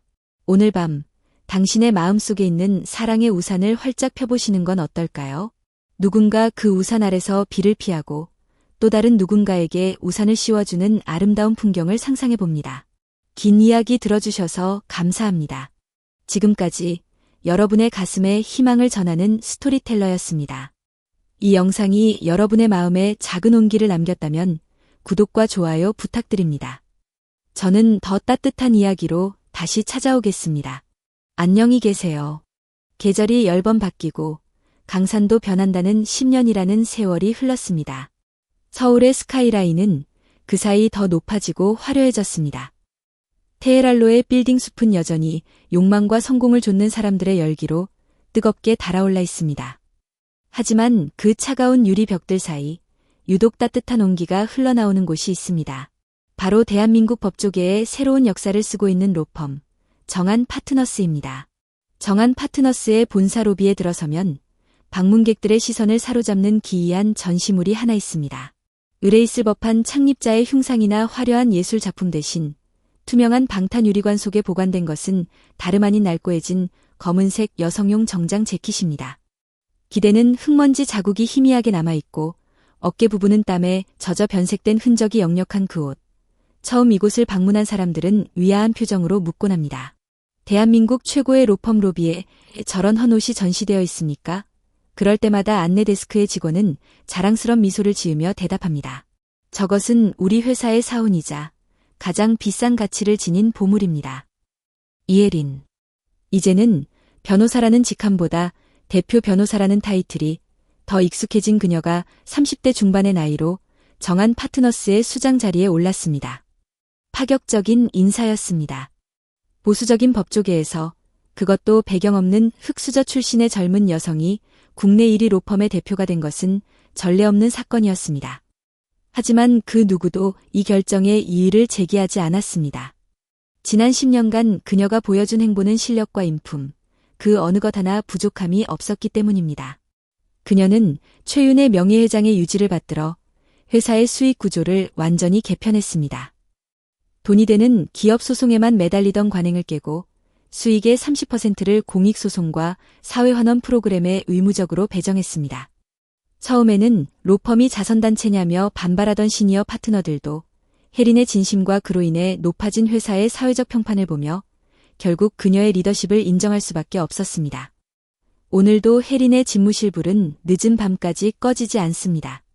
창밖으로 펼쳐진 서울의 야경을 내려다보며 혜린은 텀블러에 담긴 따뜻한 차를 한 모금 마십니다. 10년 전 39도의 폭염 속에서 땀을 뻘뻘 흘리며 올려다보았던 그 높은 곳에 지금 자신이 서 있다는 사실이 문득문득 비현실적으로 느껴지곤 합니다. 하지만 그녀는 거만해지지 않았습니다. 오히려 더 낮은 곳을 보려 애썼습니다. 높은 곳에 올라온 이유는 군림하기 위해서가 아니라 더 멀리, 더 넓게 세상의 그늘진 곳을 살피기 위함이라는 것을 잊지 않았기 때문입니다. 대표님, 퇴근 안 하십니까? 내일 신입 변호사 연수원 특강 있으시잖아요. 노크 소리와 함께 들어온 것은 김현수 부대표였습니다. 10년 전 최 회장의 비서실장이었던 그는 이제 혜린의 가장 든든한 조력자가 되어 곁을 지키고 있습니다. 혜린은 미소를 지으며 책상 위에 놓인 원고를 정리했습니다. 네, 이제 가야죠. 내일 아이들 만날 생각에 설레서 잠이 올지 모르겠네요. 이번 신입 기수들이 역대 최고 경쟁률이었다고 하더군요. 다들 대표님을 롤모델로 삼고 지원한 친구들입니다. 제2의 이혜린이 되고 싶다나 뭐라나. 제2의 이혜린이라. 저는 그 친구들이 저보다 훨씬 더 나은 변호사가 되길 바라요. 적어도 저처럼 면접날 딴 길로 새는 무모한 짓은 안 했으면 좋겠는데요. 두 사람은 마주보며 호탕하게 웃었습니다. 그 웃음 속에는 지난 10년간 함께 헤쳐온 수많은 고난과 역경, 그리고 그것을 극복해낸 전우애가 묻어 있었습니다. 다음 날 아침, 정한 인재개발원 대강당. 수백 명의 신입 변호사들이 초롱초롱한 눈빛으로 단상을 주시하고 있습니다. 우레와 같은 박수와 함께 이혜린 대표가 강단에 올랐습니다. 세련된 그레이 슈트를 입은 그녀의 모습에서는 범접할 수 없는 카리스마와 동시에 따뜻한 인간미가 느껴졌습니다. 혜린은 마이크를 잡고 잠시 청중을 둘러보았습니다. 그들의 눈빛에서 10년 전 불안과 희망 사이에서 줄타기하던 자신의 모습을 보았습니다. 반갑습니다. 여러분. 정한 파트너스의 가족이 된 것을 진심으로 환영합니다. 혜린의 목소리가 강당을 울렸습니다. 여러분은 아마 이곳에 오기 위해 치열하게 공부하고 잠을 줄이며 스펙을 쌓아왔을 겁니다. 그 노력을 존경합니다. 하지만 제가 오늘 여러분께 하고 싶은 이야기는 법률 지식이나 소송 기술이 아닙니다. 바로 선택에 관한 이야기입니다. 혜린은 스크린에 사진 한 장을 띄웠습니다. 10년 전 골목길에서 최윤혜 회장을 구하던 그날의 CCTV 화면 캡처였습니다. 흐릿한 화질이었지만 재킷으로 노인의 머리를 가려주는 혜린의 필사적인 모습이 선명하게 담겨 있었습니다. 이 사진 속의 여학생은 그날 인생에서 가장 중요한 면접을 포기했습니다. 남들이 보기엔 미친 짓이었죠. 저도 그때는 제 인생이 끝장났다고 생각했습니다. 하지만 돌이켜보면 그 순간이 제 인생 최고의 승소였습니다. 저는 그날 면접관이 아니라 제 양심에게 합격점을 받았기 때문입니다. 장내는 숨소리조차 들리지 않을 만큼 고요해졌습니다. 여러분, 변호사라는 단어 앞에 인간이라는 단어가 먼저 있다는 것을 잊지 마십시오.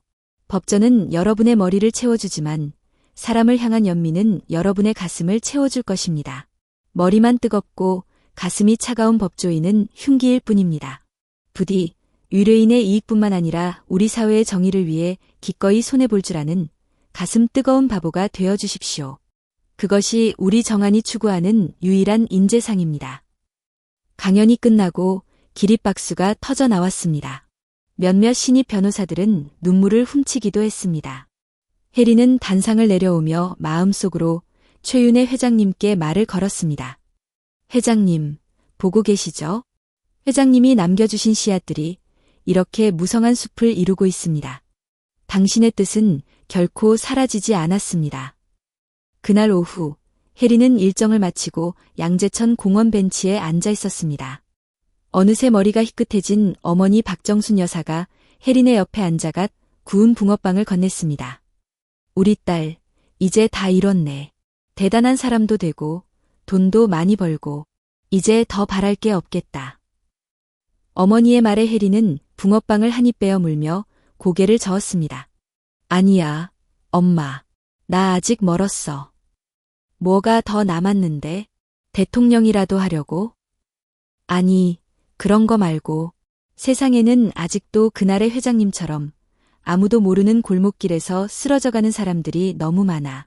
내가 가진 힘이 커질수록 내가 펴야 할 우산도 더 커져야 하잖아.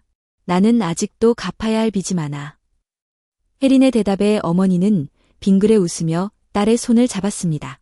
거칠었던 어머니의 손도 고생만 했던 딸의 손도 이제는 따뜻하게 맞잡을 수 있는 여유가 생겼습니다. 혜린은 하늘을 올려다보았습니다. 10년 전 그날처럼 눈부신 태양이 내리쬐고 있었습니다. 하지만 이제 그 태양은 그녀를 태워버릴 듯한 시련의 불길이 아니라 세상을 비추는 찬란한 축복의 빛이었습니다.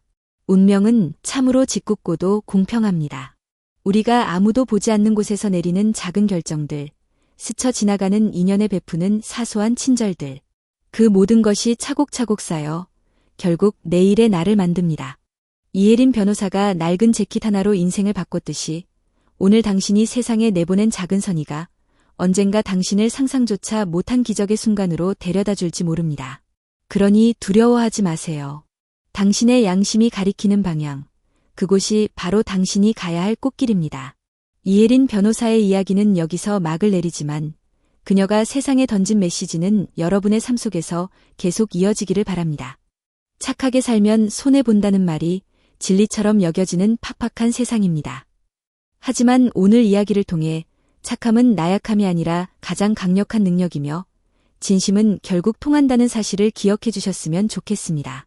지금까지 긴 호흡의 이야기를 함께 해주신 구독자 여러분, 진심으로 감사합니다. 여러분의 삶에도 이혜린 변호사가 만났던 것과 같은 기적 같은 우연과 따뜻한 행운이 가득하기를 기원합니다. 혹시 아나요?